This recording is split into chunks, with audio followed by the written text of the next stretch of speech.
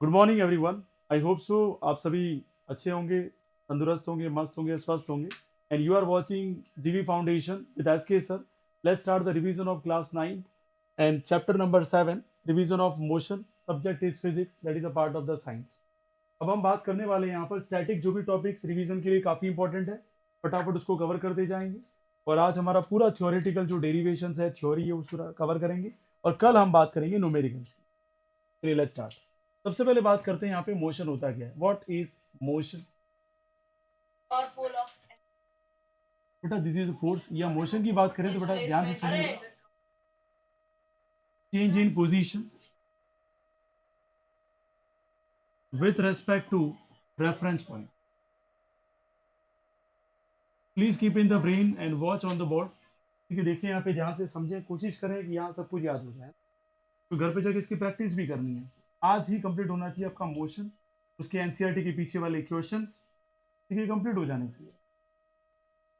तो you understood the motions क्या होता है। एक सिंपल सी कंडीशन आपको बताइए, क्या होना, पोजीशन का चेंज होना। पोजीशन का क्या होना बेटा, चेंज होना। के बाद बात करते हैं बेटा types of motion. Types of motion, अगर डिटेल में जाऊं तो वैसे तो बहुत सारे टाइप्स हैं, लेकिन हमारे सिलेबस के अकॉर्डिंग हमें दो टाइप ही पढ़ने हैं। तो रोटेटरी मोशन सारे बता सकता हूँ जितने, ट्रांसलेशन क्या है, पर वो 11th में हमारे हैं, यहाँ पे इसका कवरेज नहीं है। अगर टाइप्स ऑफ मोशन की बात करूँ तो बेटा दो टाइप के हैं। पहला है यूनिफॉर्म मोशन और सेकेंड टाइप है बेटा नॉन यूनिफॉर्म मोशन।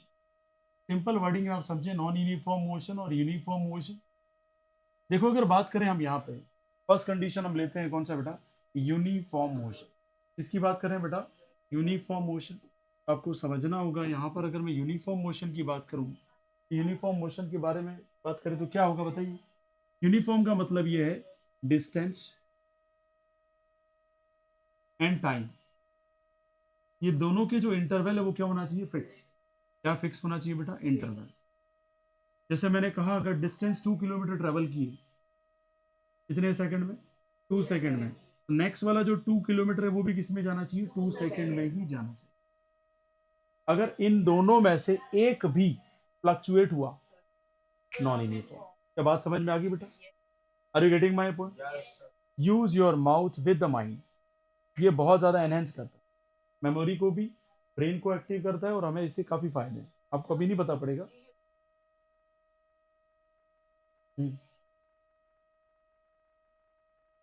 स्टेट में भी चल सकता है, लेकिन ये कंडीशन फॉलो करे तो आप कर्मों में भी ले सकते हो, मुझे उसमें कोई प्रॉब्लम नहीं है। बट ऐसा फॉलो होना बहुत डिफिकल्ट है वहाँ कि ढलान भी सेम होनी चाहिए, और ऐसा कभी होता नहीं है। अभी getting my point, let's see. अगर बात करें किसकी बेटा, नॉन यूनिफॉर्म, किसकी बात करें बेटा, नॉन यूनिफॉर्म। अगर नॉन यूनिफॉर्म मोशन की मैं बात करूं बेटा, तो सिंपल वर्ड्स में बोलूंगा, नॉन यूनिफॉर्म का मतलब, हम लोकल एग्जाम के लिए मैं पढ़ा रहा हूँ, जाना फाउंडेशन के लिए पढ़ा था, तो इसके 10 टाइप बता था, कंडीशन और केसेस भी डिस्कस करता मैं। अभी फिलहाल हमारा लोकल एग्जाम जो 9th है, जो लोकल लेवल पे टीचर्स पेपर तैयार करते हैं उसी की बात करें, फिलहाल हम डिटेल में नहीं जा रहे। बात समझ में आ गई। जो फाउंडेशन की अरिहंत वगैरह पब्लिकेशन से जो हम नोट्स तैयार करते हैं, ठीक है, दूसरी भी पब्लिकेशन है जैसे एस चांद है, वहाँ तो बहुत डिटेलिंग है बॉस। ठीक है, अगर वो चाहते तो वो भी पढ़ा सकते हो, लेकिन फिलहाल हम लोकल के लिए तैयारी कर रहे हैं, आपके एग्जाम बढ़िया हो जाए। देखो नॉन यूनिफॉर्म मोशन की बात करें तो क्या होगा, डिस्प्लेसमेंट अगर इंटरवल सेम है तो टाइम इंटरवल सेम नहीं होगा, और अगर डिस्टेंस या डिस्प्लेसमेंट इंटरवल सेम नहीं है तो टाइम क्या होगा, सेम होगा। या फिर दोनों ही सेम नहीं, अरे दोनों ही क्या नहीं है, सेम नहीं है। ये तीनों ही केसेस किसके लिए हो गए, नॉन यूनिफॉर्म मोशन। जैसे मैंने कहा एग्जाम्पल के लिए, पहला भी 2 किलोमीटर है और दूसरा भी 2 किलोमीटर है, लेकिन यहाँ टाइम कितना लग रहा है, 5 सेकंड, और यहाँ कितने लग रहे हैं, 10 सेकंड। बात समझ में, गड़बड़ हो गया मामला। यहाँ बात करें टाइम 2 सेकंड ही लग रहा है पहले में भी, और दूसरे में भी कितना लग रहा है, 2 सेकंड। लेकिन पहला कितना ट्रेवल किया उसने, 1 किलोमीटर, और दूसरा कितने में ट्रेवल किया, तो 2 किलोमीटर किस में आ रहा है, 2 सेकंड में, 1 किलोमीटर किस में आ रहा है, दो, फ्लक्चुएट हो गया। ये क्या आ गया, नॉन यूनिफॉर्म। क्या आ गया बेटा, नॉन यूनिफॉर्म। पहला 3 किलोमीटर 7 सेकंड में ट्रेवल किया, दूसरा इन्होंने ट्रेवल किया 11 किलोमीटर, कितने में ट्रेवल कर दिया इन्होंने, मान लो 13 सेकंड में। सब कुछ अलग अलग है, कहीं पर भी फॉलो अप हो रहा नहीं, ये भी कौन सा हो गया, नॉन यूनिफॉर्म। क्या क्या यहाँ तक बात समझ में आ गई? इसमें किसी को डाउट है तो बोलो, आगे बढ़ सकता हूँ मैं। To the point, very simple है, मुझे नहीं लगता कहीं पर भी डिफिकल्टी आपको होनी चाहिए। ठीक है, आगे बात करते हैं। अब यहाँ पे कॉन्सेप्ट आ जाता है डिस्प्लेसमेंट, और एक कॉन्सेप्ट आ जाता है हमारे पास डिस्टेंस। दोनों चीजों को बहुत अच्छे से दिमाग में फिट कर लेना कि जब भी बात आएगी किसकी बेटा, डिस्प्लेसमेंट की, तो आप बोलेंगे शॉर्टेस्ट पाथ। क्या बोलेंगे बेटा? Shortest path travelled by the body, travelled by the body, या क्या बोल सकते हैं ऑब्जेक्ट, जो भी हो, शॉर्टेस्ट पाथ रहेगा। दूसरा क्या बोलेंगे कि डिस्प्लेसमेंट कैसी क्वांटिटी है? Vector quantity. कैसी क्वांटिटी है? और कई बार ध्यान रखिए, वेक्टर क्वांटिटी का मतलब वन डायरेक्शन। ठीक है, वन डायरेक्शन, या क्या बोल सकते हैं हम इसको, फिक्स डायरेक्शन। क्या यहाँ तक बात समझ में आ गई? अरे कोई डाउट है किसी को? तो डिस्प्लेसमेंट डायरेक्शन पे डिपेंड करती है। ठीक है, अगर बात करें यहाँ पे डिस्टेंस की, किसकी बात करें बेटा? डिस्टेंस। तो longest path travel by the object, longest path travel by the object. अरे यस और नो? क्या यहाँ तक बात समझ में आई कि नहीं है? और आपको ये पता होना चाहिए कि डिस्टेंस कैसी क्वांटिटी है? Scalar quantity. कैसी क्वांटिटी है? Scalar quantity. और आपको पता होनी चाहिए मैनी डायरेक्शन, मैनी डायरेक्शन। एक डायरेक्शन नहीं है, बहुत सारी डायरेक्शन हो सकती है एक सिंगल पॉइंट पे। और यहाँ क्या बोलेंगे बेटा? क्या बोलेंगे बताओ इधर? Not fixed direction. ये चीज अगर आपके दिमाग में बैठ गई है तो कहीं कोई इशू वाली बात नहीं है। जैसे हम एग्जाम्पल में कई बार लिया होगा, ए से कहाँ चला गया बी, बी से कहाँ चला गया सी, और सी से वापस कहाँ गया बी। मैं मान लो इसको कितना देता हूँ 20 मीटर, इसको क्या देता हूँ 40, इसको लेते हैं 80, और इसको क्या लेते हैं 40 मीटर। अगर आपसे बोले कोई कि पहले ए से बी गया, फिर बी से सी गया, और वापस कहाँ आया है? बी पॉइंट पे आ गया, इसका डिस्प्लेसमेंट कितना होगा बेटा? बिल्कुल सिंपल। क्यों? 40 अपने 40 से ही क्या हो गया? माइनस हो गया, और आंसर क्या आ गया बेटा? 0 आ गया। क्या ये बात समझ में आई बेटा?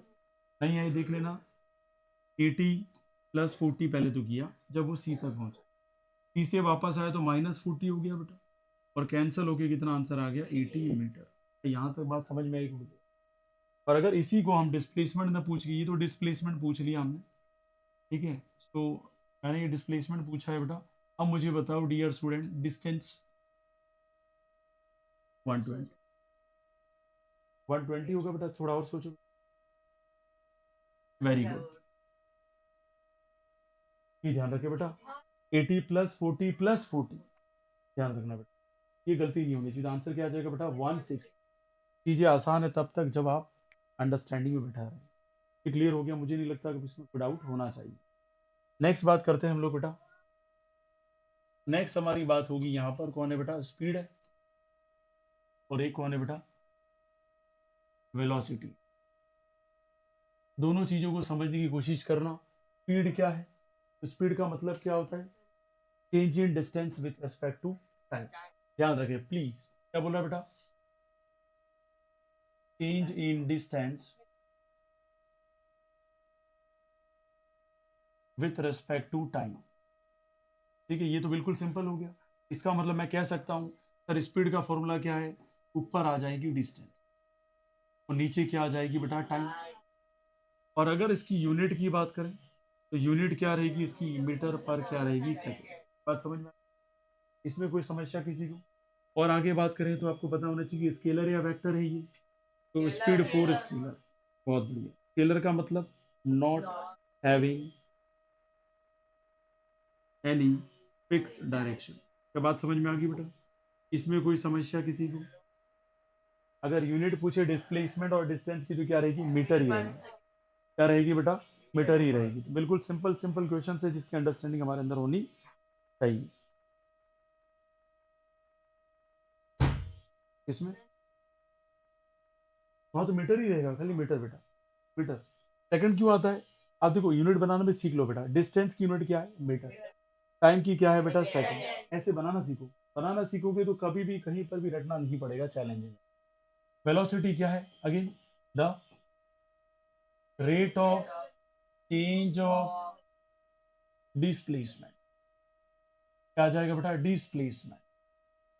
और यहां क्या होता था, rate of change of distance लिख सकते थे, या क्या लिख दिया हमने, change in distance with respect to time, इसको भी ऐसा लिख सकते हैं, ऐसा कुछ भी नहीं है, ठीक है, जैसा चाहे वैसा आप लिख सकते हैं। आगे बात करें बेटा, वेलोसिटी का फॉर्मूला क्या हो जाएगा, ऊपर कौन आ जाएगा, नीचे क्या आ जाएगा बेटा, टाइम आ जाएगा। इसके आगे और बात करें बेटा, क्या रहेगी बेटा, इसकी यूनिट भी क्या रहेगी, मीटर पर क्या रहेगी, सेकंड। और वेलोसिटी कैसी क्वांटिटी है, वेक्टर क्वांटिटी है, और वेक्टर क्वांटिटी की कैसी डायरेक्शन होती है, फिक्स डायरेक्शन। क्या यहाँ तक बात समझ में आ गई बेटा? तो to the point very simple है, कोई डिफिकल्ट मुझे नहीं लगता है कि ये लगना चाहिए। बात समझ में आ गई बेटा? आगे बढ़े क्या? नेक्स्ट बात आती है बेटा एवरेज स्पीड। एवरेज स्पीड और किसकी बात आ जाती है बेटा, एवरेज वेलोसिटी। यहाँ कई बार स्टूडेंट बोलते हैं कि सर ये थोड़े से हमें फ्लक्चुएट करते हैं when we are solving the numerical. Numerical करते हैं तो बहुत ज़्यादा प्रॉब्लम करते हैं। ये प्रॉब्लम क्यों करते हैं? क्योंकि जिस बच्चे को अभी तक समझ में नहीं आया है कि कैसे एवरेज निकालते हैं, वो तो पूरी ज़िंदगी भर ऐसे ही रहेगा उसके हाल। कैसे करते हैं एवरेज, कैसे निकालते हैं, तो याद रखना। यहाँ देखिए मैं कोशिश करता हूँ समझाने की। हमने लिखा वी और ये क्या लिख दिया, एवरेज, बराबर। यहाँ ऊपर क्या करना पड़ता है, d1 plus d2 plus d3 plus so on, तो sum of the all the distances divided by sum of all the times, बराबर। अब ये जिसको पता है उसको तो कोई समस्या वाली बात है नहीं, वो तो समझ गया कि एवरेज मुझे कैसे निकालना है। अब जिसको यही नहीं पता तो उसको तो ऐसे ही लगेगा कि ये सब क्या समझाया जा रहा है, मेरे दिमाग से बाहर। Getting my point. एवरेज का मतलब क्या होता है, ऊपर लिखेंगे sum of all the distances, all the distances travelled by the object. Getting my point, in different interval of time, in different interval of time. हो सकता है उसने 7 किलोमीटर कितने में ट्रेवल किया हो, 7 मिनट में, और 11 किलोमीटर किस में ट्रेवल किया हो, आधे घंटे में, 30 मिनट में किया हो। Are getting my point? इसलिए नीचे क्या लिख देते हैं, sum of all the times, yes और नो, या बोले सम ऑफ द टाइम्स, दोनों को यूज कर सकते हैं। तो T1 T2 प्लस कर दो, ये आपके पास क्या आ जाएगा, एवरेज। क्या आ जाएगा? जैसे इन्होंने बोला सर मैंने 30 किलोमीटर ट्रेवल किया है सर, और मेरे को कितना टाइम लगा है सर, 1 आवर। कितना आवर लगा बेटा, 1 आवर। इन्होंने कहा सर मैं भी ट्रेवल किया है सर, और मैंने सर 45 किलोमीटर ट्रेवल किया है, वेल एंड गुड। कितना टाइम लगा, तो 4 आवर लगा सर, बहुत ज़्यादा, यस और नो।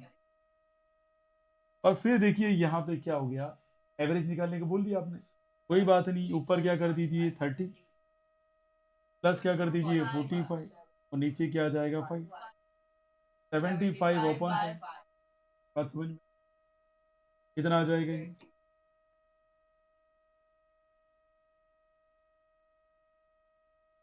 तो 15 हो जाएगा बेटा।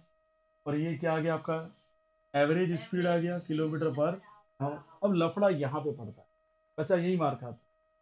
क्यों मार खाता है? क्योंकि कॉन्सेप्ट समझ ही नहीं पाता है सर, क्या कह रहा हूँ, फिर बड़बड़ाता ही रहता है, पता नहीं क्या दिमाग लगाता है। यहाँ क्या होना चाहिए भाई, आप देखिए यहाँ लिख देते हैं वी एवरेज, ऊपर क्या आ जाएगा, D2 माइनस D1, क्या आ जाएगा, D2 माइनस D1, या हो सकता है आपको लिखा हुआ क्या मिल सकता है, X2 माइनस X1, और नीचे भी लिखा हुआ मिल सकता है कि T2 माइनस T1, इधर भी क्या मिल सकता है, T2 माइनस। बातें तो पागल घबराई जाए, ये क्या पन होती है साला T2 माइनस T1 वाली। अरे मान ले मेरी गाड़ी खड़ी थी, गाड़ी नीचे खड़ी थी, खड़ी तो उसका टाइम गिनूंगा क्या मैं, घड़ी तो तब भी चल रही है, वॉच तो तभी टाइम काउंट कर रही है कि जैसे मैंने गाड़ी स्टार्ट की, पहले टाइम कितना गया वो तो देखना पड़ेगा मुझे, कि 5 मिनट तो खड़े खड़े गया है, और मैं टाइम क्या गिन रहा हूँ, कि मैं आया, ठीक है, योजक के घर से मेरे घर पे, योजक के घर पे उसके पापा से बात की मैंने 5 मिनट, वो भी मैंने काउंट कर लिया, वो थोड़ी काउंट होगा। इसके लिए ऐसा फॉर्मूला लिखा जाता है, अदरवाइज टाइम तो काउंट करना ही है, सम करना ही है उसको। यहाँ क्या लिखे बताओ, मान लो किसी ने कहा, अभी हमने एक एग्जाम्पल लिया था, ए से बी गए, बी से सी गए, मतलब ये मान लो ए से बी गए, तो ना ध्यान से, बहुत इंपॉर्टेंट है, 40 किलोमीटर आपने ट्रेवल किया, लेकिन टाइम कितना लगे आपको, 7 आवर, तो क्या 7। फिर बी से सी गए आप, और आपने फिर 80 किलोमीटर ट्रैवल कर लिया, कितना ट्रैवल कर लिया, और अगेन आपको कितना टाइम लग गया, 7 आवर लग गया भाई, ठीक है। फिर आपने क्या किया, अगेन आप सी से वापस कहाँ चले गए, बी पे। चलो सी से कहाँ चले गए, बी पे। अब बताओ एवरेज, माथा खराब स्टूडेंट का साला पनौती क्या कर रहा है ये। अच्छा यहाँ टाइम हटा सकते हो आप, ये इंपॉर्टेंट भाई। 40 प्लस 80 तो पहले ही कर दिया, कितना आ गया 120, फिर माइनस क्या कर दिया 80, कितना रह गया, ये समझ में आना चाहिए, फिर गड़बड़ मत कर देना। और फिर डिवाइड में कितना करेंगे, 7 + 7 + 7।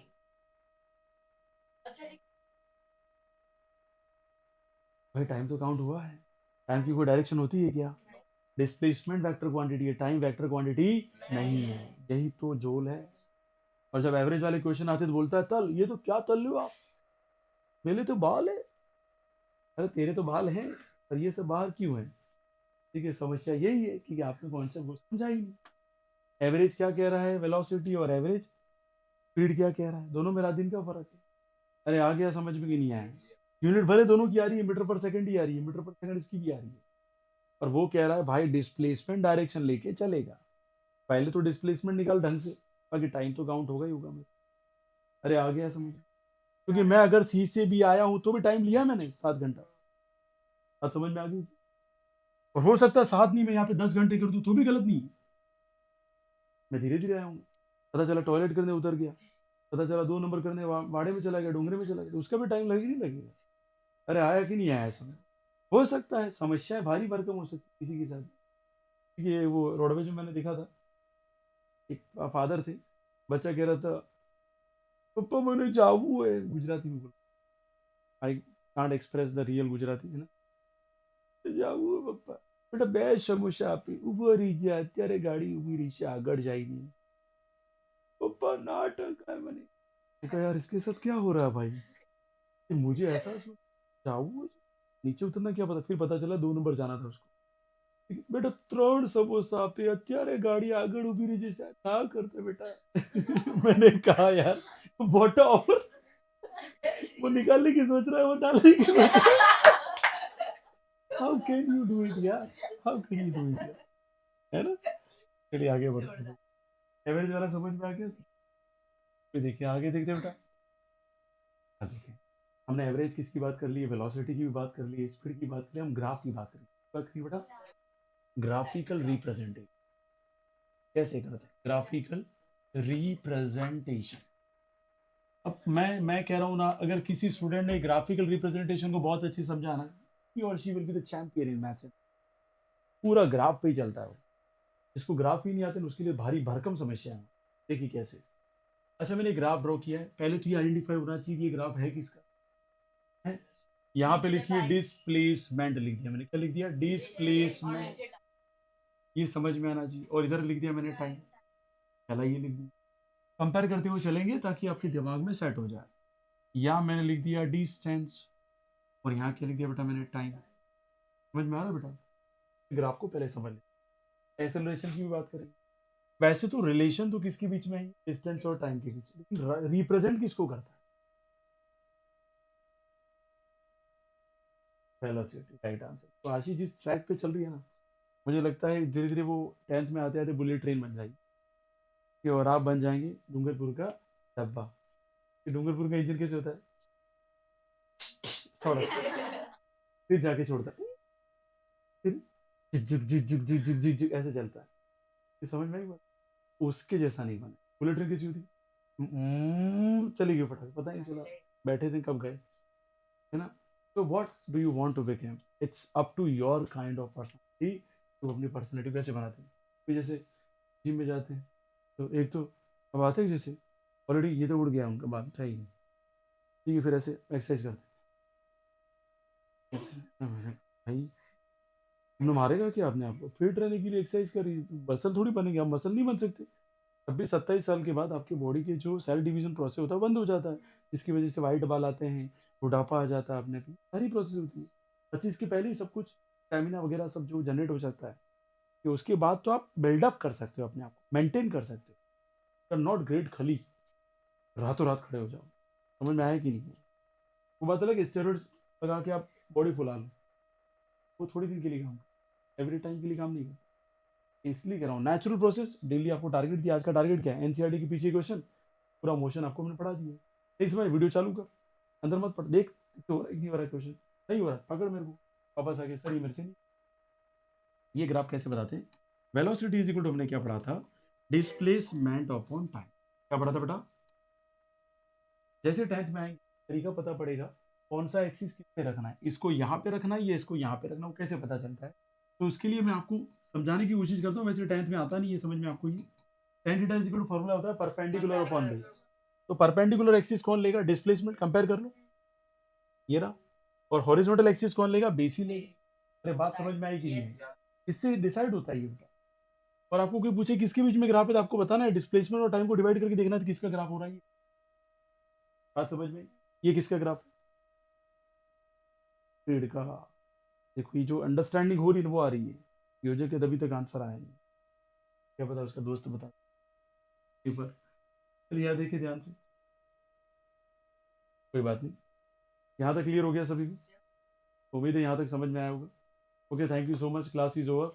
आई होप सो मस्त होंगे, तंदुरुस्त होंगे और स्वस्थ होंगे। Thank you so much for watching जीवी फाउंडेशन विद एस्के।